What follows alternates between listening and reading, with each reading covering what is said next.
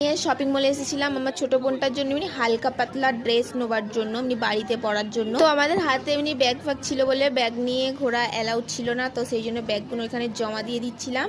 তো জমা নেয়নি, আমাদের হাতেই দিয়ে দিচ্ছিল আবার। তো তারপরে আমি কি আয়নার সামনে এসেছি, আসার পরে এরকম করে ঢং করে নিচ্ছি, করার পর আর এখানে অনেক সেল চলছিল। এখানে আমার ছোট বোনটার জন্য আমি যে বাড়িতে নাইট ড্রেস হিসাবে পরবে ওরকম কোনো ড্রেস বড়দের ছিল, ছোটদের ছিল না। আর এখানে আমার ড্রেস কিনেছি, কেনার পর এত ব্যাগটা ভর্তি হয়ে গেছে।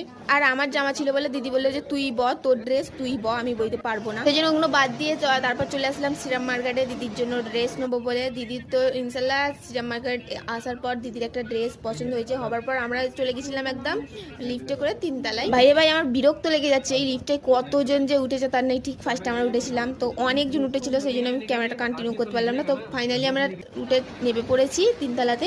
আর 3 তলার জাস্ট ভিউটা আমার অসাধারণ লাগে, যতবারই আছে আমি ভিডিও করে নিয়ে যাই। ভাইরে ভাই আমার ক্যামেরা করছি আর এগুলোর ক্যামেরা করবো না, এটা হতে পারে বলে আমার এদের দিকে একটু জুম করে নিই। আর ওই সাইডে আব্বাজি দিদি আম্মাজি ড্রেস পছন্দ করছে, আর আমি এক সাইডে এসে এমনি ভিডিও করে নিচ্ছি। করার পর এখানে কিনে নিয়ে আমরা চলে যাচ্ছি বাড়ির দিকে। আর আমি সত্যি বলতে ওকে আমি নেলকনি ইউজ করি, নেল পালিশ করি না, তো আজকে পড়েছি, তো সেই জন্যই বারবার নখের দিকে তাকাচ্ছি আমি। আর যত বেলা হচ্ছে এত ভিড় হয়ে যাচ্ছে, বিকেলে অনেকটা ভিড় হয়ে গেছিলো, আর আমাদের যেতে করতে অনেকটা রাত হয়ে গেছিলো। আমার গলাটাকে একটু ইগনোর করবে। তো আজকের ভিডিও এটুকুই, ভালো লাগলে লাইক কমেন্ট শেয়ার করবে। টাটা।